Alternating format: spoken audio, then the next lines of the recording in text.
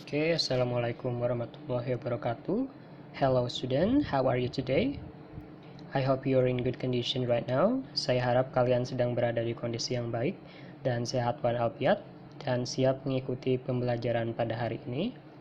Nah, pada pertemuan kali ini kita akan belajar tentang news items. So in this video we are going to learn about news item text.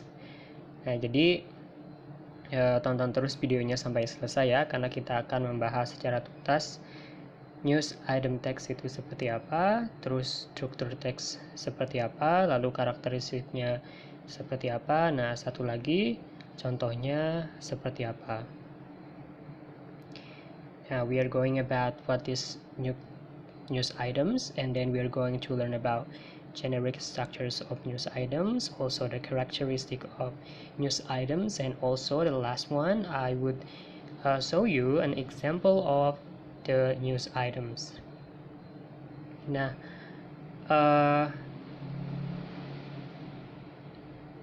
oke, langsung saja. Nah, teman-teman, sebelum kita membahas materinya, saya mau bertanya dulu. Teman-teman pernah nonton berita di televisi atau mungkin pernah membaca koran? Ya mungkin enggak banyak ya di umuran kalian membaca koran, mungkin ada juga hanya sedikit karena sekarang koran sudah jarang dijangkau oleh masyarakat karena digantikan oleh gadget gini ya, atau smartphone yang kita punya ini.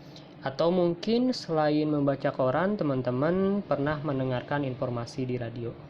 Nah, kalau sudah pernah, berarti teman-teman secara tidak langsung sudah mendengarkan maupun membaca apa itu news item text. Nah, sesuai dengan namanya, text news item text ini ada kata newsnya yang berarti berita ya. News itu berita. Nah, yang berarti berita, jadi singkatan news items text adalah salah satu jenis teks yang berisi berita atau informasi yang ditunjukkan kepada publik tentang peristiwa yang sedang aktual atau penting untuk dijadikan berita, atau dalam bahasa Inggrisnya yaitu newsworthy ya. Salah satu yang penting untuk dijadikan berita dikenal sebagai newsworthy, baik itu dalam surat kabar, radio, televisi, maupun majalah. Kemudian tujuan dari teks ini apa sih? Nah, di sini ada ini bukan generic structures tapi the purpose ya. The purpose of news item text is to inform the readers, the listeners, or viewers about events of the day which are considered newsworthy or important. Jadi artinya adalah news item bertujuan untuk memberikan informasi kepada pembaca kalau itu dibaca ya. Nah, kalau di televisi berarti kita menonton, dan radio kepada pendengar tentang kejadian-kejadian yang dianggap penting atau newsworthy, atau bahasa lainnya adalah pantas dijadikan berita itu ya. Jadi news item itu adalah, atau teks news item itu adalah suatu teks yang memberikan informasi kejadian-kejadian tertentu yang berada di sekitar kita atau di sekeliling kita gitu.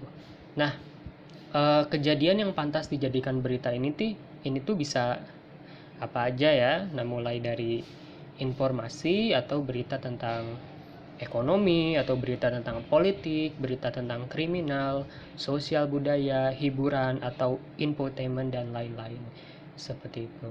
Nah, misalkan kalian biasanya menonton berita di televisi, ada yang hobinya misalkan lihat olahraga, pertandingan olahraga, nah itu juga merupakan salah satu news items ya, berita seperti itu. Jadi berita seputar olahraga atau berita seputar sepak bola seperti itu.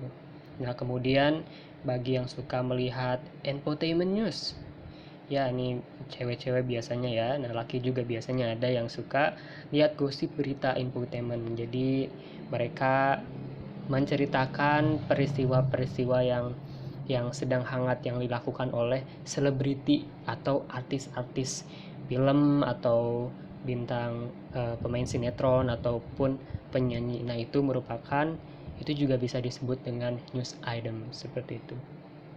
Nah, oke, sampai di sini bisa dipahami ya. Jadi kalian sudah tahu apa yang dimaksud dengan news item text. Nah, kemudian sudah tahu news item, kita akan membahas mengenai generic structures.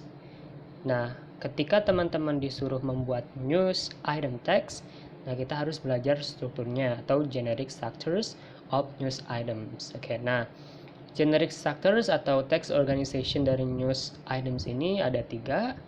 Yang pertama adalah newsworthy events, yang kedua adalah background of events, yang ketiga adalah sources. Nah, bagi kalian yang masih bingung apa sih arti dari ketiga makna tersebut, nah kita akan jelaskan satu persatu. Yang pertama adalah newsworthy events. Nah, newsworthy events itu newsworthy events ini biasanya recount the event in summary form, atau bahasa Indonesianya adalah berisi tentang ringkasan kejadian yang penting yang terjadi. Nah, itu ya, jadi ringkasan saja gitu.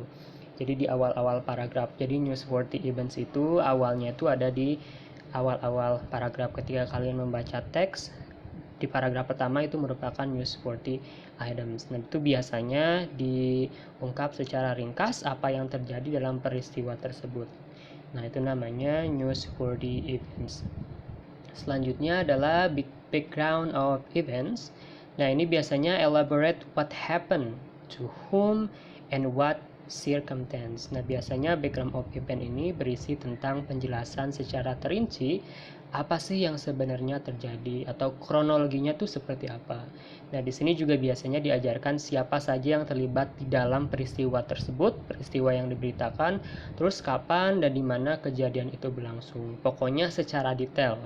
Itu. Jadi background of events itu adalah latar belakang event. Latar belakang misalkan kejadiannya di mana, kemudian tempatnya di mana dan waktunya kapan. Seperti itu. Kemudian yang ketiga adalah sources. Sources ini dalam bahasa Indonesia artinya sumber ya. Nah, ini adalah berisi comments by participant in witness to and authorities exert on the event.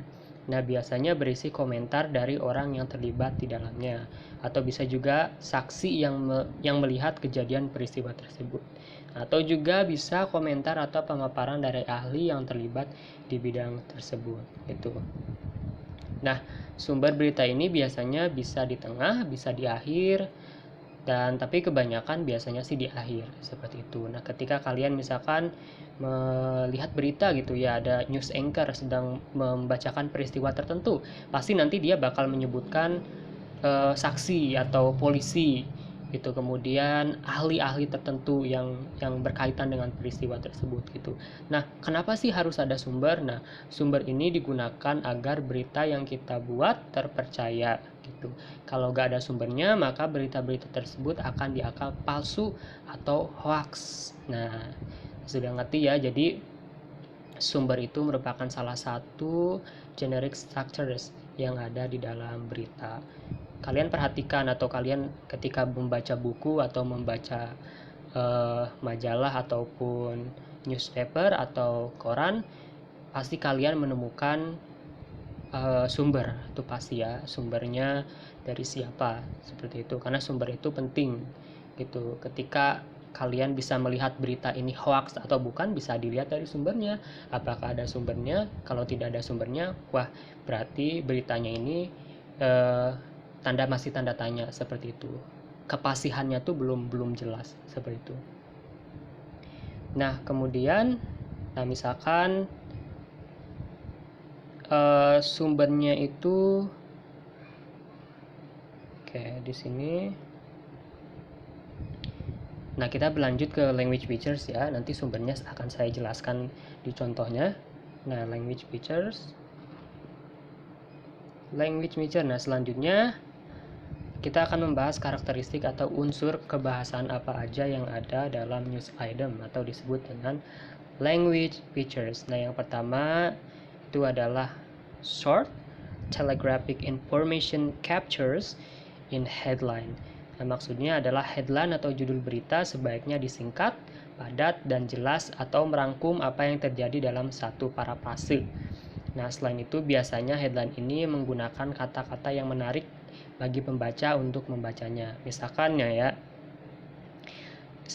terlalu banyak tugas online, seluruh siswa beramai-ramai mendatangi kediaman gurunya. Itu adalah judul headline ya yang cocok digunakan di masa pandemi ini gitu. Tapi jangan dicontoh ya, jangan beramai-ramai mendatangi kediaman gurunya gitu. Nah itu short telegraphic information captures in the headline. Jadi salah satu ciri news item atau berita acara adalah mempunyai deadline atau judul yang menarik seperti itu. Kenapa sih ini penting? Karena untuk menarik pembacanya gitu.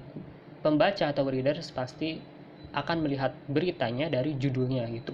Entah itu di koran, pasti mereka melihat judulnya yang pasti judulnya itu akan lebih besar dibanding kata-kata isinya gitu. Kemudian di televisi juga pasti ada headline-nya, ada judulnya seperti itu. Pasti nanti si penonton akan langsung mengarah ke judulnya. Jika judulnya menarik atau sesuai dengan interest dia, pasti dia akan menonton berita tersebut seperti itu. Kemudian yang kedua adalah biasanya menggunakan action verbs. Nah, action verbs itu adalah kata kerja aksi. Nah, biasanya di sini digunakan untuk menggambarkan atau menguraikan kejadian yang ada di peristiwa tersebut. Kemudian, lalu yang tidak kalah pentingnya biasanya muncul saying verbs. Nah, di nomor 3 ya. Nah, saying verbs ini biasanya digunakan dalam kalimat langsung maupun tidak langsung. Misalnya ada kata said, told, dan lain-lain. Nah, ini disebut dengan saying verb. Nah, digunakan ketika ada narasumber yang berbicara. Misalnya, polisi menyatakan bahwa bla bla bla bla bla bla. Nah, itu disebut dengan saying verbs. Nah, paham ya? Nah, selesai. Untuk pertemuan ini tidak akan terlalu lama.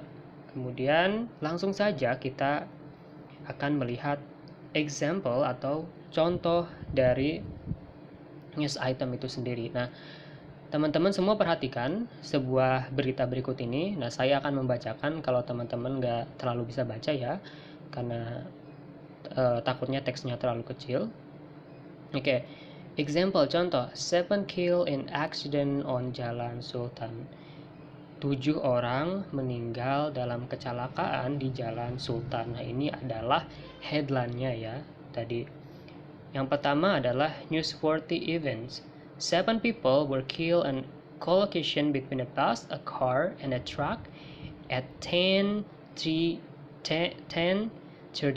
p.m. on Jalan Sultan last night. Nah, seperti yang sudah saya bilang tadi bahwa newsworthy events itu menjelaskan seluruh acara atau maksud saya seluruh peristiwa atau peristiwanya seperti apa. Nah, di sini kan dijelaskan bahwa ada kecelakaan menewaskan 7 orang antara bus, kemudian mobil dan truk pada pukul 10.35 di Jalan Sultan. Last night atau malam tadi gitu. Jadi di sini dijelaskan pelakunya siapa, terus kemudian ada berapa orang, ada 7 orang. Kemudian peristiwanya terjadi pada apa? Di sini kan ada pada bus, car, and trucks. Kemudian jamnya berapa dan tempatnya di mana. Di sini di newsworthy event semuanya dirangkum. Seluruh kejadian sudah dijelaskan seperti itu. Nah, kemudian ada background events. Nah, the background event ini biasanya menceritakan awal mula kejadian dari peristiwa tersebut. Nah, misalkan di sini contohnya adalah the dead were all passenger in the car. Police believe that the car may have been trying to overtake the bus when it was struck by a truck coming from the opposite directions.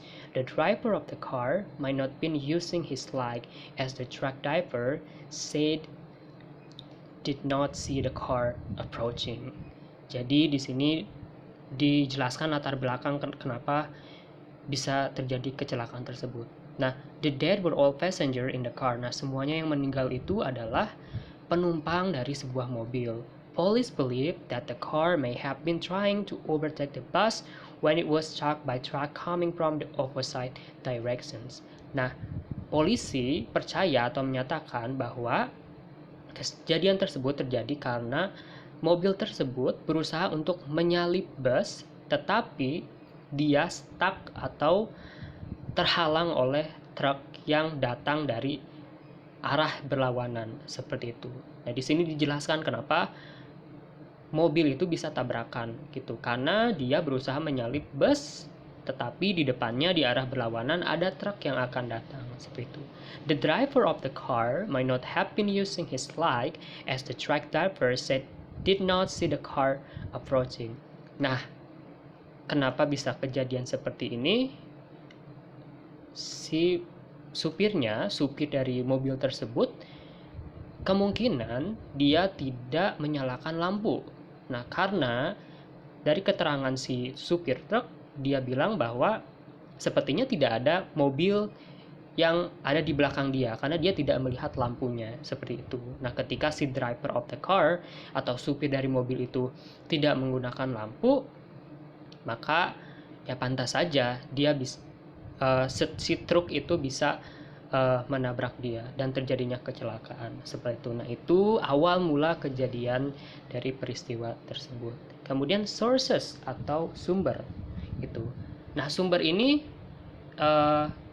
bisa menyatakan dari mana si penulis ini bisa mengetahui peristiwa ini dan bagaimana dia bisa mengetahui bagaimana peristiwa itu terjadi, kemudian siapa saja pelakunya, dan kemudian di mana dan waktunya kapan aja. Nah, di sources ini terbilang, the police said that the car should not have been trying to pass the bus, since overtaking is not allowed on Jalan Sultan.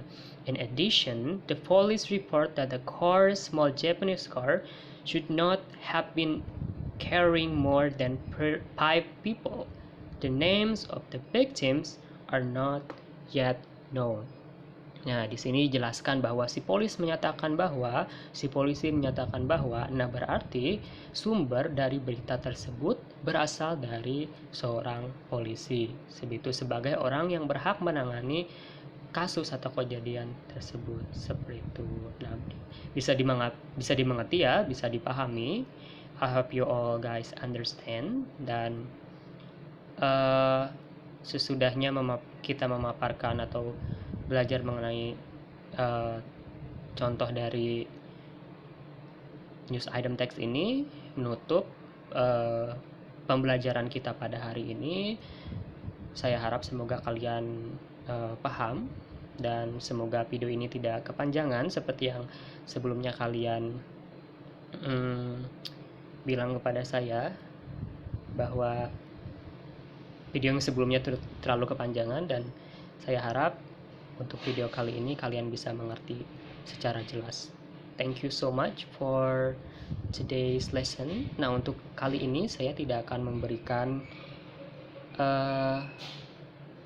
saya tidak akan memberikan tugas untuk kalian, karena saya tahu teman-teman pasti punya tugas banyak dari mata pelajaran yang lainnya. Jadi saya akan ingin meringankan beban kalian, seperti itu. Karena kemarin saya sudah membuat tugas, dan untuk kali ini saya hanya menginginkan Anda untuk menonton video ini sampai selesai dan perhatikan dengan jelas. Nah, jika ada pertanyaan yang belum kalian pahami mengenai materi ini, bisa ditanyakan melalui WA, atau kalau misalkan malu kalian bisa PC saya ya di WA juga.